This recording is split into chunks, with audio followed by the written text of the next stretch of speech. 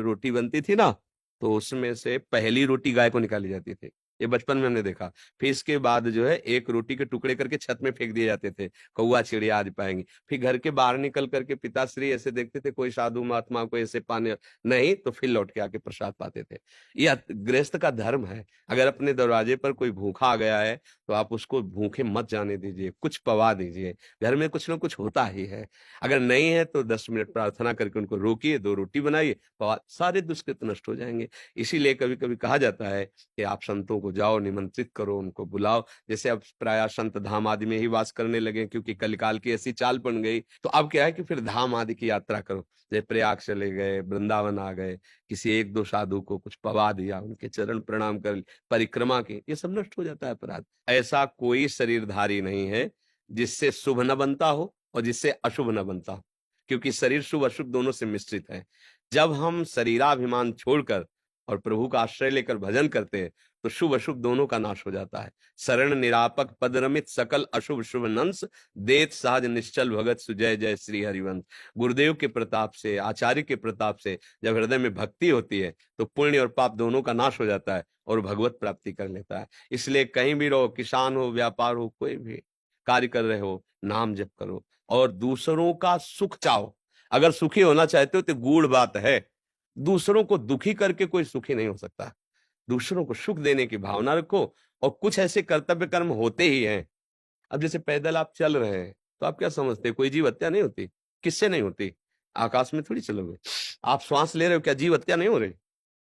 आपको पता नहीं कितने ऐसे जीवाणु हैं जो अंदर जा रहे हैं। तो ये कुछ प्रक्रियाएं ऐसी हैं जिनमें होता ही है। अब उसके लिए उपाय है, भगवान नाम जप करो। अपनी जानकारी से किसी जीव को हम कष्ट नहीं दे रहे, पर अपने अन्न की रक्षा नहीं करेंगे तो अतिथि सेवा नहीं होगी, परिवार का पोषण नहीं होगा, जीवन नहीं चलेगा। एक किसान खेत पालता, सैकड़ों लोगों के पेट भरते हैं, भले वो अर्थ से खरीदे, अगर वो पैदा ही नहीं करेगा तो तुम्हारा अर्थ थोड़ी खा लोगे। वो उस मेहनत उसकी काम करती है। भले मान लो लाखों रुपया है तो लाखों रुपया खा लोगे क्या? खाओगे तो गेहूं ही। पर उस किसान से पूछो जो मेहनत करके 5-6 महीने में फसल तैयार किया है, तो उससे कितने लोगों का मंगल हो रहा है। इसलिए किसान को पाप नहीं लगता। अतिथि सेवा, साधु सेवा, जगत मंगल के लिए हो। हमारे यहाँ तो भारत में बड़ा जोर का नारा लगा है, जय जवान जय किसान। ले हाँ, तो आप किसान है तो ये न सोचे कि आपकी भक्ति कमजोर है। नहीं, ये हम बोल तभी पा रहे जब रोटी पा रहे हैं, और रोटी तभी पा रहे जब आप वहां गेहूं पैदा कर रहे हैं। अगर आप गेहूं पैदा बंद कर दे तो रोटी कहाँ से मिलेगी? ये बात से। गुरुदेव, अगर कोई व्यक्ति किसी माता या बहन के साथ दुर्व्यवहार कर रहा हो या किसी प्रकार की हिंसा कर रहा हो, हम वहां से निकल रहे हो, तो ऐसी स्थिति में हमें क्या करना चाहिए? अगर प्राण भी बलियार करना पड़े तो कर देना चाहिए। रक्षा के लिए अगर कोई हमें मार भी दे तो उसे भगवत कृपा प्राप्त होगी। उस समय ये जो नपुंसकता छाई हुई है ना, कि माताओं बहनों के साथ या किसी के साथ अहित हो रहा निगाह ये हमें बिल्कुल पसंद नहीं है। हमारा जीवन है, अगर किसी को कष्ट मिल रहा, परहित लाग तजय जो देही, संतत संत प्रशंसई तेहि। अवसर मिले ना, जो दशरथ जी को सौभाग्य नहीं मिला वो जटायु जी को मिला है। दशरथ जी पिता हैं लेकिन भगवान की गोद में प्राण नहीं छोड़े। भगवान के विरह में प्राण छोड़े हैं, लेकिन जटायु जी भगवान की गोद में प्राण छोड़े हैं। जानते हो क्यों? क्योंकि उन्होंने सियाजू के लिए अपने प्राणों की बाजी लगा दी। सियाजू को रावण हरण कर लिया। जानता है जटायु कि मैं रावण के सामने क्या हूं। बड़े बड़े दिक्पाल कांपते हैं, लेकिन एक पक्षी जटायु अपने पंख को प्रहार से उसको रावण को विचलित कर दिया। चोंच पंजे पंख के प्रहार से, कि तुम्हें माता को नहीं ले जाने देंगे, सीता जी को नहीं ले जाने देंगे। उस चंद्रहास के द्वारा पंखे काट दे, व्याकुल होकर गिर पड़ा। हार राम हार राम। आगे पड़ा जटायु देखा, चितवत राम चरण की रेखा। भगवान ने गोद में उठा। अंत्येष्टि के अंत समय उसका भगवान की गोद में प्राण निकला। और जो दशरथ जी की अंत्येष्टि क्रिया भरत जी ने की, राम जी ने स्वयं अंत्येष्टि क्रिया जटायु जी की। समझ रहे ना? दूसरों की रक्षा के लिए यदि हमारे प्राण भी चले जाते हैं तो हमें भगवान की कृपा प्राप्त होगी।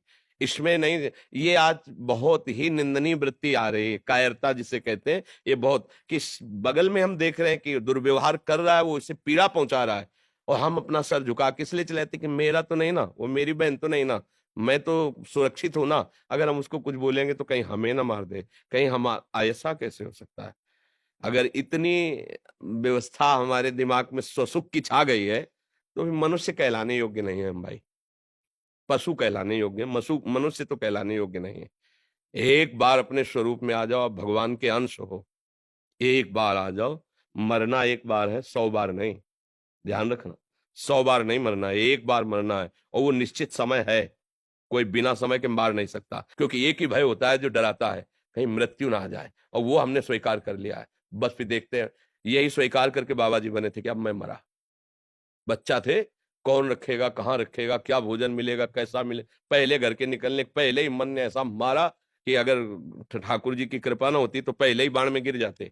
जो ही गांव से बाहर निकले जन्मभूमि से, तो ऐसी प्रेरणा मन में, क्या भोजन कैसे मिलेगा, बच्चा थे, कौन रखेगा, कैसे, क्या, कहाँ, यहाँ तो अम्मा है, परिवार है। तुरंत आया कि अब तो मरा, अब भगवान जैसे रखेंगे रखेंगे, भगवान के लिए मरेंगे। देखो आपके सामने में पूरा जीवन हो गया। एकांत गंगा किनारे अकेले घूमना, श्मशान, रात्रि में पेड़ के नीचे रुक जाना, मंदिर, कहीं भय थोड़ी लगा, क्योंकि मरा, प्रभु के लिए जीवन अर्पित। अब जैसे ऐसे कोई टच नहीं कर पाया।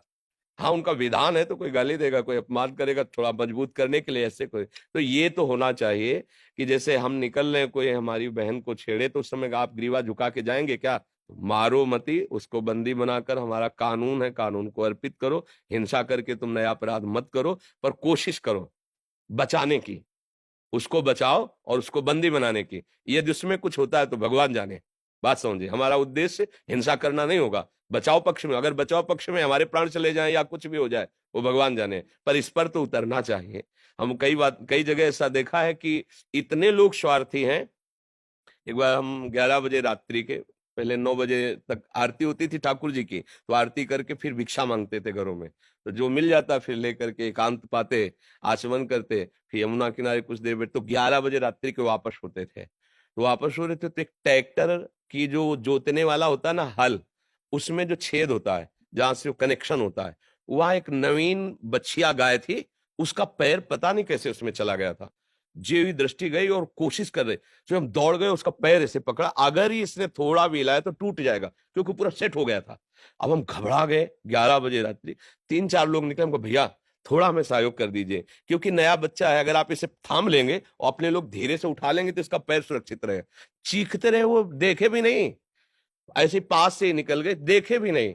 अब हम कहा अगर हम छोड़ते हैं तो क्या होगा, ये चरफराएगी और टूट जाएगा, अब क्या करें, कितनी देर बैठे रहेंगे। अच्छा, हमारे में इतना बल भी नहीं, वो पशु है और सयानी थी, पर नया बच्चा था, तो हम कहा क्या करें। तो बगल में एक बड़ा गेट लगा हुआ था, हम सोचा इसको भड़बड़ाएं, तो जे ही छोड़कर भड़बड़ाने गए, उसने ऐसा किया कि पैर बस हृदय में, कि अब क्या कर सकते हैं, बस फिर उदास होकर चल दिए, कि अगर वो 4 लोग मुझे सहयोग दे देते तो 5 थे, 5 तो इतना कर देते कि पीछे का हिस्सा तो उठा ही सकते थे, उठा लेते, वो बच जाता, सीधे निकल जाता ना, वो बच, उसको कंट्रोल करने की जरूरत है ताकत के द्वारा, कि वो हिले डुले ना।